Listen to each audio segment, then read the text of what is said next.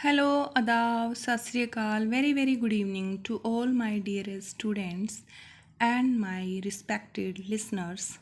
Students, today we will discuss chapter number 8 of history. The name of the chapter is Women, Caste and Reform. So, students, this is the chapter actually it's describing society changes. Have you ever thought of how children lived about 200 years ago? Nowadays, most girls from middle class families go to school and often study with boys. On growing up, many of them go to colleges and universities and take up jobs after that. They have to be adults before they are legally married. And according to law, they can marry anyone they like from any caste and community, and widow can remarry too. All women like all men can vote and stand for election. यानी कि अगर हम at present society के बारे में बात करें, जो हमारे बेसिक राइट्स हैं, ये लाइनें कह रही हैं कि जो एडल्ट्स हैं 18 ईयर अबव हैं वो लीगली शादी करवा सकते हैं और कानून के मुताबिक वो अपनी मर्जी से, चाहे लड़का है या लड़की है, वो किसी भी कास्ट या कम्युनिटी में शादी करवा सकता है। इसके अलावा जो औरतें विधवा हैं, जिनके हस्बैंड की मृत्यु हो चुकी है, वो दोबारा मैरिज करवा सकती हैं। इसके अलावा जो विमेन हैं और जो यहाँ पर इस टाइम मेल हैं, वो वोट कर सकते हैं। 18 ईयर अबव जो एडल्ट हैं, जब भी इलेक्शन होंगे उनका पूरा राइट है। लेकिन what about 200 years ago?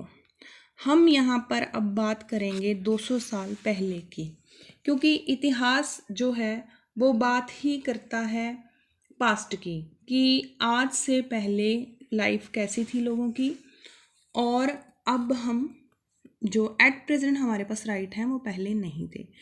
200 years ago things were very different. Most children were married of at any as. बहुत ही छोटी उम्र में उनकी शादी करवा दी जाती थी। Both Hindu and Muslim man could marry more, एक से ज़्यादा शादियां वो करवा सकते थे।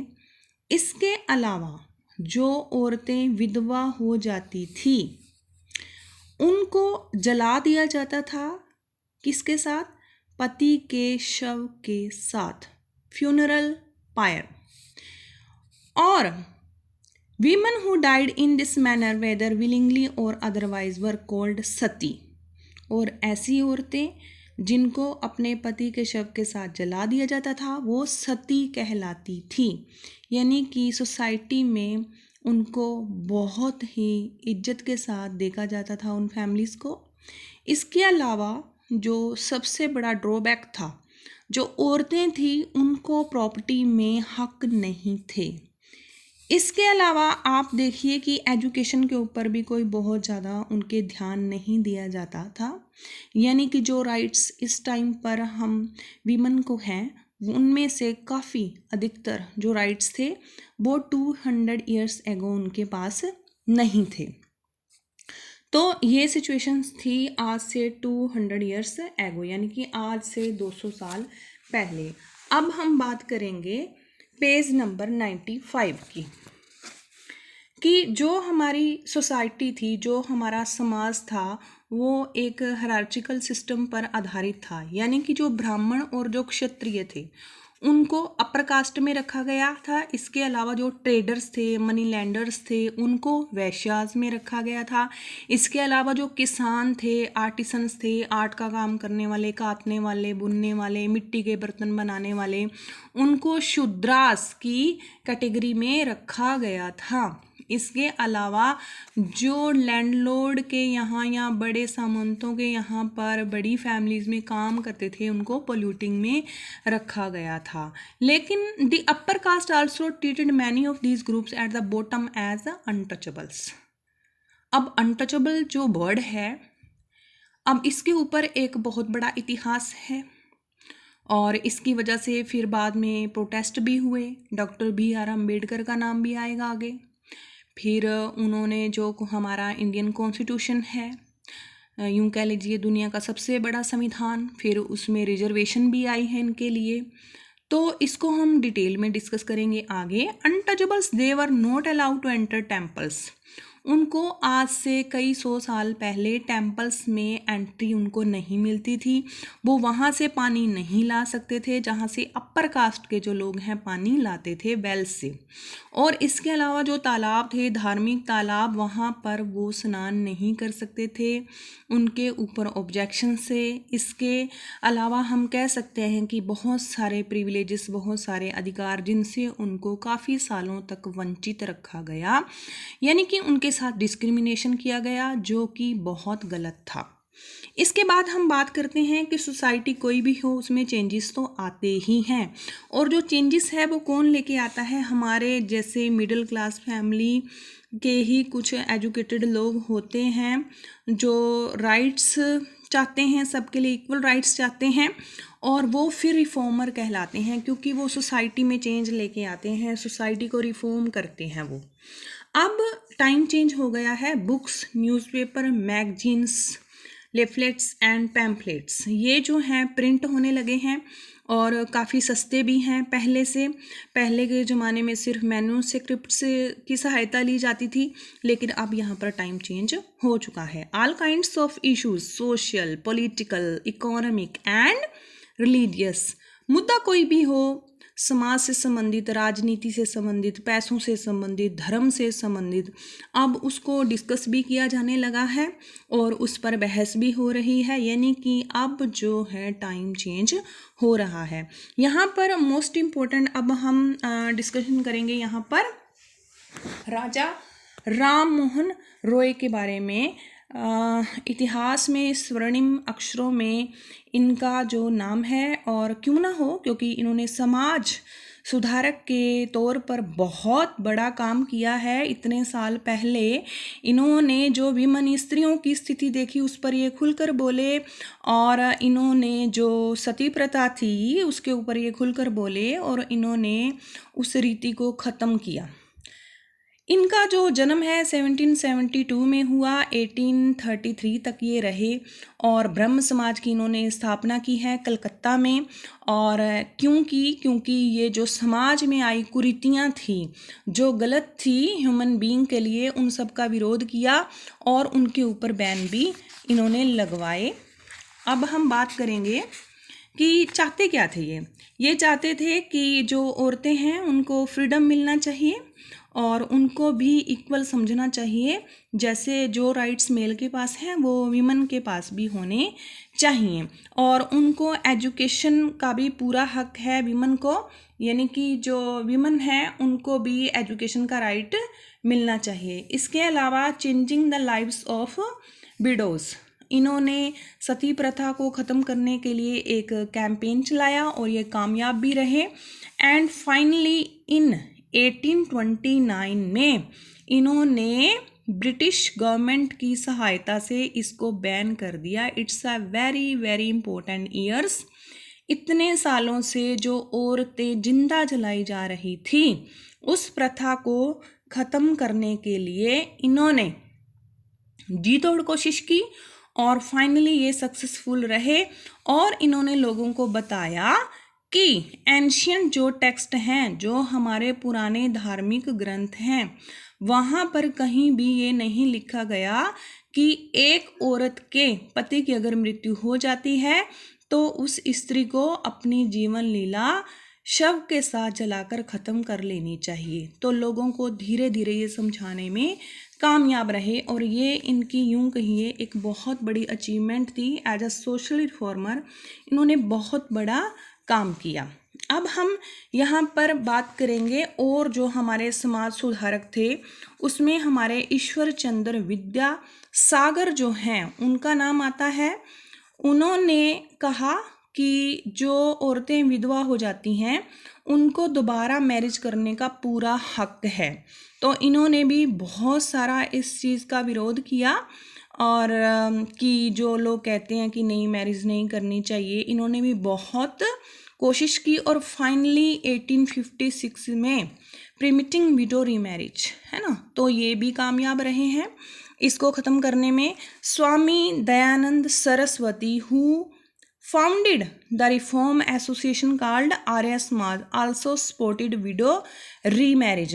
उन्होंने भी, स्वामी दयानंद सरस्वती का बहुत बड़ा नाम है हिस्ट्री में, और ये भी एक सोशल रिफॉर्मर थे और इंटेलेक्चुअल पर्सनैलिटी। तो इन्होंने भी किसका विरोध किया है कि जो लोग कहते हैं कि विधवा औरत को दोबारा शादी नहीं करनी चाहिए, तो ये गलत है। कि वो भी चाहते हैं कि पूरा हक है एक स्त्री को अपनी दूसरी शादी करने का, क्योंकि बचपन में ही शादी कर दी जाती थी लड़कियों की, और अगर 10 साल की कोई विधवा है तो फिर ऐसे तो उसकी पूरी लाइफ ऐसे ही निकल जाएगी। तो उसको पूरा हक है कि वो अपनी ज़िंदगी को दोबारा शुरू कर सकें। अब हम बात करेंगे girls begin going to school. हमने अभी पढ़ा ना कि पहले लड़कियों की एजुकेशन के ऊपर बहुत ज़्यादा ध्यान नहीं दिया जाता था।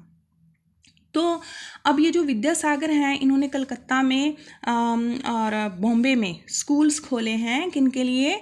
गर्ल्स के लिए। अब लोग जो हैं उनके दिमाग में कई चीज़ें थी कि अगर गर्ल्स स्कूल जाने लगेंगी तो वो तो घर से दूर हो जाएंगी, इसके अलावा घर के काम कौन करेगा, इसके अलावा जब वो पब्लिक प्लेसेस में जाएंगी तो वो सेफ़ नहीं है, तो इससे जो हमारी सोसाइटी है वो करप्ट हो जाएगी। ऐसी ऐसी जो सोच थी वो लोगों के दिमाग में थी। लेकिन विद्यासागर जी ने बहुत अच्छा काम किया है और कलकत्ता में इन्होंने स्कूल्स जो हैं वो शुरू किए हैं।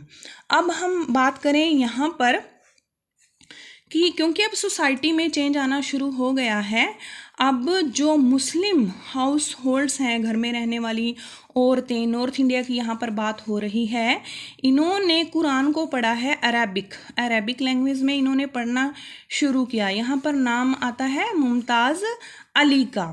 इसके अलावा हम ये कह सकते हैं कि अब जो है almost amongst other things there were mean to encourage women to read about religion and domestic management in a language they could understand. अब उन्होंने पढ़ना शुरू कर दिया है, अभी कोशिशें सबकी जारी हैं। इसके अलावा वीमन राइट अबाउट वीमन।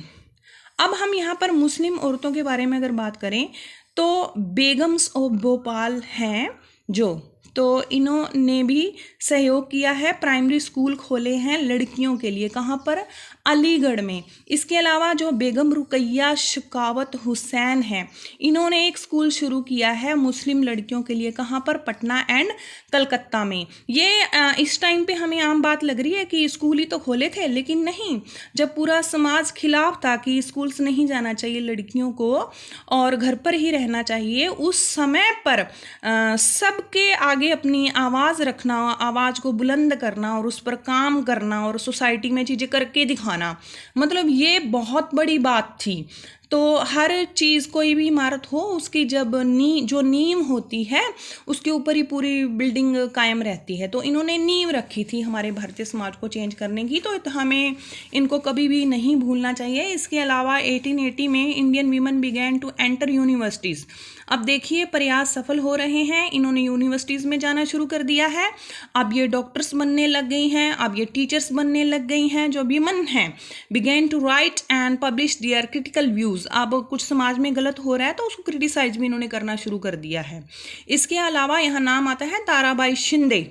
इन्होंने पूना में पब्लिश्ड अ बुक, है ना, तो इन्होंने बुक लिखी है। इसके अलावा हम बात करेंगे यहाँ पर पंडिता रामाबाई, है ना, वो एक बहुत बड़ी स्कॉलर थी, किसकी? संस्कृत की, संस्कृत लैंग्वेज की। और उन्होंने विरोध किया है उस समय पर जो औरतों के साथ गलत हो रहा था। कोई भी पति है अगर वो अपनी वाइफ को तंग कर रहा है, उसको घर से बाहर निकाल रहा है, तो उन्होंने अब आश्रम खोले हैं उनके लिए। तो ये भी आप कहिए कि उस टाइम पर बहुत बड़ी अचीवमेंट है। पूना में इन्होंने खोला है शेल्टर ऐसी वीमेन के लिए। इसके अलावा हम ये कह सकते हैं कि धीरे धीरे करके अब सोसाइटी में चेंजेस आ रहे हैं और इसमें हमारे लीडर भी पीछे नहीं रहे। अब जवाहरलाल नेहरू एंड सुभाष चंद्र बोस, इनको कौन नहीं जानता, फ्रीडम फाइटर हैं ये हमारे। तो इन्होंने अब औरतों को क्या कहा है, nationalist leader promise that there would be full suffrage for all men and women after independence. However, till then they asked women to concentrate on the anti-British struggle कि आप देश की आज़ादी में पार्टिसिपेट कीजिए, हमारा साथ दीजिए, और हम जब देश आज़ाद होगा और उसमें हम आपको वोट करने का right to vote, right of suffrage, यानी कि आपको भी पूरा हक मिलेगा वोट करने का, यानी कि आपको इक्वल राइट दिए जाएंगे। अब इसके बाद हम बात करेंगे यहाँ पर लॉ अगेंस्ट चाइल्ड मैरिज। उस समय बहुत छोटे बच्चों की शादी कर दी जाती थी, लेकिन इन 1929 the child marriage tent act पास किया गया है, और यहाँ पर ये अब कानून बन गया है कि जो लड़कियाँ हैं 18 साल से पहले उनकी शादी नहीं होगी। ठीक है, 18 and women below the age of 16, sorry, जो लड़के हैं, है ना, उनकी उम्र कम से कम 18 साल होनी चाहिए, और जो लड़कियां हैं उनकी 16 साल से कम नहीं होनी चाहिए। और ये कानून अब बनते ही जा रहे हैं वन बाय वन। अब भी मैं आपको एक लेटेस्ट जो सर्वे है वो ये कहता है, अब बात यहाँ हम एट प्रेजेंट की कर लेते हैं, over 20% of girls in India are married below the age of 18। अब भी हमारे देश की 20% से ज़्यादा लड़कियां हैं जिनकी शादी अब भी 18 साल से पहले ही हो जाती है। यानी कि हम कह सकते हैं कि हमारे देश में अभी भी ये जो बाल विवाह है वो है।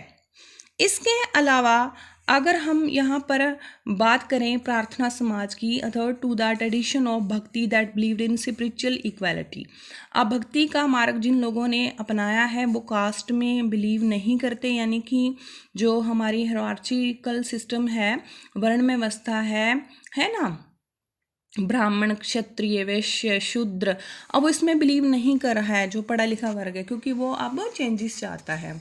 और इन्होंने तो यहाँ तक भी कहा है कि जो आर्य हैं वो हमारे इंडियंस जो हिस्ट्री का पार्ट नहीं है। हमारी हिस्ट्री ये कहती है कि जो आर्य लोग हैं वो हमारे हिंदुस्तान के रहने वाले नहीं थे, वो फॉरेन से आए थे, विदेश से आए थे और यहाँ आकर बस गए थे।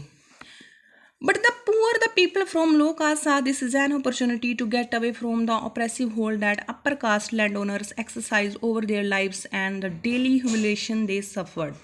अब ये कह रहे हैं कि जो अपर कास्ट के लोग हैं, ब्राह्मण हैं, क्षत्रिय हैं, वे उन पर जुर्म करते हैं, उनको इक्वल राइट प्रिविलेजेस नहीं दिए जा रहे हैं, उनको टेम्पल्स में एंट्री नहीं है। तो अब वो धीरे धीरे करके इस देश को भी उन्होंने छोड़ा है और अपनी जगह को भी बदला है, क्योंकि उनके साथ जो इक्वल ट्रीटमेंट नहीं हो रहा। यानी कि अब यहाँ पर वो चेंज चाहते हैं, वो निजात पाना चाहते हैं कि ऐसा उनके साथ क्यों, क्योंकि औरों की तरह उनके पास भी अच्छी इंटेलेक्चुअल पावर है, they are capable, they have abilities, तो ये नहीं होना चाहिए। तो यहाँ पर भी इनडायरेक्टली क्या है, समाज सुधार की बातें हो रही हैं। अब हम बात करेंगे यहाँ पर, there were other jobs to the army, for instance of word opportunities. A number of Mahar people who were regarded as untouchables found jobs in the Mahar regiment. The father और B.R. Ambedkar the leader of the Dalit movement taught at any army school. अब यहाँ पर doctor B.R. Ambedkar का नाम आ रहा है, इनके बारे हम डिटेल से जानेंगे। In the Bombay Presidency as late as 1829 untouchables were not allowed into even government schools. उनकी कोई एंट्री नहीं होती थी गवर्नमेंट स्कूल में। When some of them pressed hard for the right they were allowed to sit on the veranda. अगर वो उनको entry मिल भी जाती थी स्कूल में तो उनको क्लासरूम में नहीं बिठाया जाता था, उनको वरांडास में बैठना पड़ता था, without polluting the room where upper caste boys were taught. और अपर कास्ट के जहाँ पर लड़के बैठते थे उनको अलाउ ही नहीं था कि वो उनके साथ बैठकर शिक्षा धारण कर सकें, यानी कि डिस्क्रिमिनेशन था वहाँ पर, आप कह सकते हैं economic demands for equality and justice. लेकिन अब कब तक रहेगा ऐसा समाज, जब पढ़ा लिखा वर्ग बढ़ रहा है, जब हमें राइट्स के बारे में पता चल रहा है, जब हम जान रहे हैं दुनिया को। तो द सतनामी मूवमेंट हुई है सेंट्रल इंडिया में, है ना, who worked among the labour workers and organise a movement. तो उन्होंने एक मूवमेंट चलाई है किस चीज़ के लिए, इम्प्रूव देयर सोशल स्टेटस। अब वो अपने सोशल स्टेटस के पक्ष में हैं और वो चाहते हैं कि हमें भी राइट्स मिलने चाहिए। इसके अलावा अब हमारे देश में जो गैर ब्राह्मण थे, अब इन्होंने विरोध करना शुरू कर दिया है। यहाँ पर आप देख सकते हैं श्री नारायण जो गुरु हैं वो खिलाफ हैं इस बात के कि जाति पाति का जो है वो विरोध करना चाहिए, सभी इक्वल हैं, सबके अंदर एबिलिटीज़ हैं और सबको मौका मिलना चाहिए समाज में, और जो हमारा हायरार्चिकल सिस्टम है, वर्ण व्यवस्था है, उसके आधार पर अब हमें नहीं तोलना चाहिए। अब हम यहाँ पर बात करेंगे गुलामगिरी की। One of the most vocal amongst the low caste leader. अब लो कास्ट के लीडर जो हैं सबसे ज़्यादा उभर कर आए हैं, उनका नाम है ज्योतिराव फुले और इनका जन्म कब हुआ है? 1827 में, ठीक है। और अब ये क्या चाहते हैं?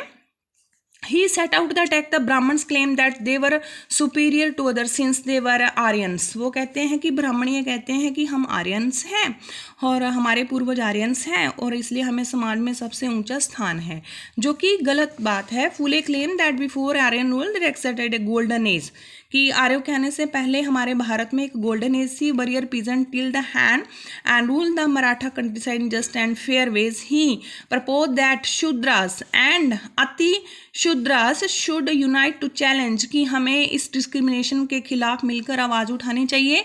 The Satyashodhak Samaj and association Phule founded, तो उन्होंने इसके लिए एक एसोसिएशन बनाई है, उसका नाम है सत्यशोधक समाज। तो इतिहास में इनका भी बहुत बड़ा योगदान है इस डिस्क्रिमिनेशन को ख़त्म करने में। अगर हम आगे बात करें, इन 1878 फुले रोट अ बुक, तो उन्होंने एक किताब लिखी है, उसका नाम है गुलामगिरी, और अपने समय की फेमस पुस्तक मीनिंग स्लेवरी, यानी कि कैसे दास बना के रखा जाता है छोटी कास्ट को। Some 10 years before this the American civil war had been fought leading to the end of the slavery. अब अमेरिका में भी यही इशू था, वहाँ पर लोगों को गुलाम बना के रखा जाता था और उनके साथ इक्वल ट्रीटमेंट नहीं था, तो जो कि एक तरीके से रेस को और कास्ट को लेकर डिस्क्रिमिनेशन था। तो वहाँ पर भी इस चीज़ का विरोध हुआ और उसको वहाँ पर दास प्रथा को ख़त्म किया गया। अब हम आगे पढ़ लेते हैं lower caste in India and the black slaves in America. तो लोअर कास्ट के साथ जो जाति है और ब्लैक स्लेव्स के साथ जो जाति है अमेरिका में, उसको ख़त्म करने की जी तोड़ प्रयास किए गए हैं। यहाँ पे आगे है who could enter temples. Ambedkar was born into a Mahar family. जो डॉक्टर बी.आर. अम्बेडकर हैं, उनका जन्म एक महार फैमिली हुआ था। In school he was forced to sit outside. इन्होंने पूरी लाइफ स्ट्रगल किया है, यूं कहिए कि समय ने इनको परखा और जितनी बार परखा ये और ज़्यादा निखरे, और इसीलिए यूं कह लीजिए फादर हैं हमारे कॉन्स्टिट्यूशन के, और इन्होंने फिर रिजर्वेशन भी की है इसीलिए सीट्स की, ताकि और प्रताड़ित ना किया जाए एससी ओबीसी ये जो कास्ट हैं। और इनका बचपन देखिए कैसे बीता है कि इनको स्कूल में बैठने की अनुमति नहीं थी। क्लासरूम के अंदर जो अपर क्लासेस के स्टूडेंट्स थे, इनको ग्राउंड, इनको ज़मीन पर बैठना पड़ता था and was not allowed to drink water, और उस जगह से ये पानी नहीं पी सकते थे जहाँ से अपर कास्ट के बच्चे जो हैं वो पानी पीते थे। इसके अलावा और भी बहुत सारी हार्डशिप जो हैं इनकी लाइफ में आई, क्योंकि वो लोअर कास्ट से बिलोंग करते थे, और ये डिस्क्रिमिनेशन हाई लेवल पर हुआ उनके साथ। और इन 1927 अम्बेडकर स्टार्टेड ए टेम्पल एंट्री मूवमेंट। इन्होंने एक मूवमेंट शुरू कर दी है कि जो दलित लोग हैं उनको भी जो टेम्पल्स हैं उनके अंदर एंट्री मिलनी चाहिए। अम्बेडकर लेड 3 सच मूवमेंट्स। इन्होंने 3 मूवमेंट्स चलाई हैं 1927 टू 1935, और इन्होंने भी समाज सुधार किया है। अब हम यहाँ पर बात करते हैं Periyar found the self respect movement. अब जो पेरियार हैं वो भी इस डिस्क्रिमिनेशन के खिलाफ हैं कि ये गलत है। He argued that untouchables were the true upholders of an original Tamil and Dravidian culture which had been subjugated by Brahmans. तो यहाँ पर इन्होंने भी प्रमाण दिया है कि जो तमिल है वो ओरिजिनल है और द्रविडियन जो कल्चर है वो सुपीरियर है ब्राह्मणों से भी ज़्यादा। Periyar was an outspoken critic of Hindu scriptures specially the codes of Manu. वो मनु के खिलाफ भी बोले हैं। एंशियंट लाघवीवर and Bhagavad Gita and Ramayana. He said that these texts had been used to establish the authority of Brahman over lower caste and the dominate of men over women। वो कहते हैं कि यहाँ पर अधिकारों से वंचित किया जा रहा है वीमन को, तो ये गलत है, वो इस इतिहास के पन्नों के साथ नहीं है। इसके अलावा debates and struggles over caste continued beyond the colonial period and are still going on in our times. तो ये बहुत बड़ा लंबा इतिहास है कास्ट रेस डिस्क्रिमिनेशन को लेके। रिफॉर्मर आ रहे हैं, आवाज़ उठा रहे हैं, प्रोटेस्ट हो रहे हैं, लेकिन ये स्ट्रगल अभी ख़त्म नहीं हुआ। कॉलोनियल पीरियड यानी कि जब हमारा देश गुलाम था तब से लेके अब तक ये जो सिचुएशन है बनी हुई है। हम नहीं कह सकते कि अभी भी ये पूरी तरीके से ख़त्म है, तो अभी भी हम इस प्रॉब्लम के साथ जूझ रहे हैं और इससे तो समाज फिर तरक्की नहीं कर सकता। एक तरीके से ये सारी गलत बातें हैं। अब हम यहाँ पर बात करेंगे कि और क्या क्या जो हैं एसोसिएशंस डेवलप हुई थी इससे। द ब्रह्मो समाज, इसके अलावा डिरोजियो एंड यंग बंगाल का नाम आता है। द रामकृष्ण मिशन शुरू किया गया है बाय स्वामी विवेकानंद। इसके अलावा द प्रार्थना समाज, द वेदा समाज और the Aligarh movement, the Singh Sabha movement. आप ये देखिए जितने भी एसोसिएशंस और मूवमेंट्स का नाम आ रहा है ये किसको लेके है? रिफॉर्म्स को लेके, सोसाइटी में जो गलत कुरीतियाँ हैं जाति को लेके, रेस को लेके, अनटचेबल्स आ जाएगा उसमें, मंदिरों में एंट्री नहीं है, क्यों वो धार्मिक स्थानों पर नहीं जा सकते जहाँ पर अपर कास्ट के लोग जा सकते हैं, क्यों उनको वोट का अधिकार नहीं है, क्यों औरत को एजुकेशन का अधिकार नहीं है। इन्होंने सोसाइटी को समझा, ये पढ़े लिखे थे, इंटेलेक्चुअल इनके माइंड थे, इन्होंने हिस्ट्री को बहुत अच्छे से पढ़ा, इन्होंने अदर लैंग्वेजेस की नॉलेज हासिल की, इन्होंने दूसरे देशों की रेवोल्यूशन के बारे में पढ़ा, इन्होंने ये देखा कि कैसे दूसरे जो देश हैं वो आज इतने सक्सेसफुल हैं क्योंकि वहाँ पर ये डिस्क्रिमिनेशन नहीं है, वो विकसित हो चुके हैं, दे आर डेवलप्ड।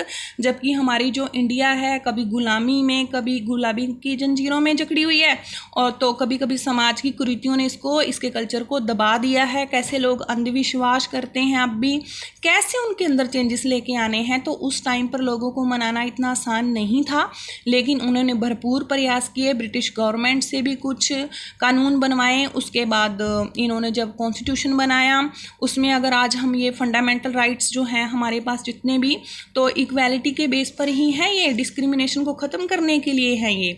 तो ये सारी चीज़ें हमारे इतिहास में बहुत बड़ा स्थान रखती हैं कि रिफॉर्मर्स ने हमारे लिए क्या क्या किया। राजा राम मोहन रॉय ये बहुत बड़े नाम हैं हमारे, और इसी की वजह से जो आज औरतें हैं पढ़ लिख सकती हैं, स्कूल जा रही हैं, वो प्रोफेसर हैं, वो पायलट हैं, वो स्पेस तक जा रही हैं क्योंकि उनके पास एजुकेशन है, राइट्स हैं। तो यानी कि ये एक बहुत बड़ा लंबा प्रोसेस था, इसमें इन्होंने अपना बहुत बड़ा योगदान दिया है। हमें इनके योगदान को कभी भी नहीं भूलना चाहिए। और इस तरीके से हम कह सकते हैं कि सोसाइटी में चेंजेस तो आते ही हैं, लेकिन जो चेंजेस लेकर आते हैं इतिहास उनके बारे में बताता है। तो ये चैप्टर हमें बहुत बड़ी नॉलेज देता है कि कैसे सोसाइटी में चेंजेस आए हैं और औरतों ने, पुरुषों ने, सब ने ही, लीडर्स ने भी अपना इसमें भरपूर योगदान दिया है। और ये चैप्टर मैं यूँ कहूँगी कि एक बहुत ही बड़ी बात, अगर हम इसको समझते हैं, इसको पढ़ते हैं और हमें और भी जानना चाहिए, हम इसको आगे भी डिस्कस करेंगे। तो आई होप कि ये चैप्टर सबको समझ में आया होगा। And thank you so much to listen to me students.